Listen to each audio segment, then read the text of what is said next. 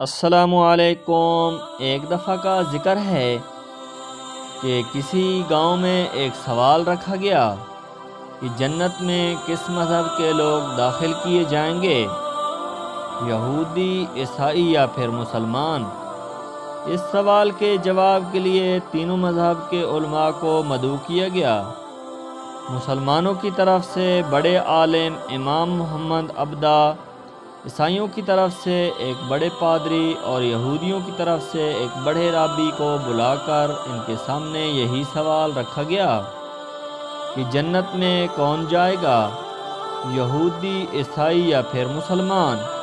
مسلمانوں کی طرف سے امام محمد عبدہ نے کھڑے ہو کر ایسا مدلل جواب دیا کہ محفل میں بیٹھے تمام ناقدین کے ساتھ عیسائی پادری اور یہودی راہبی اپنا سا منہ لے کر رہ گئے اور بغیر کوئی جواب دیے خاموشی سے اٹھ کر چلے گئے۔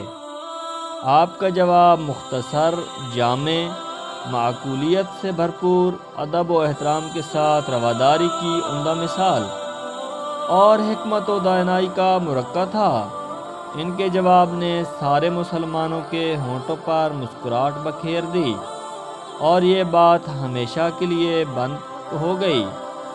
آپ نے فرمایا، اگر یہودی جنت میں جاتے ہیں تو ہم بھی ان کے ساتھ جنت میں جائیں گے، کیونکہ ہم ان کے نبی حضرت موسیٰ علیہ السلام پر ایمان رکھتے ہیں اور انہیں اللہ تبارک و تعالیٰ کی جانب سے اپنے بندوں پر نبی مبعوث کیا گیا۔ اگر عیسائی جنت میں گئے تو ہم بھی ان کے ساتھ ہی جنت میں جائیں گے، کیونکہ ہم حضرت عیسیٰ علیہ السلام پر بھی ایمان رکھتے ہیں۔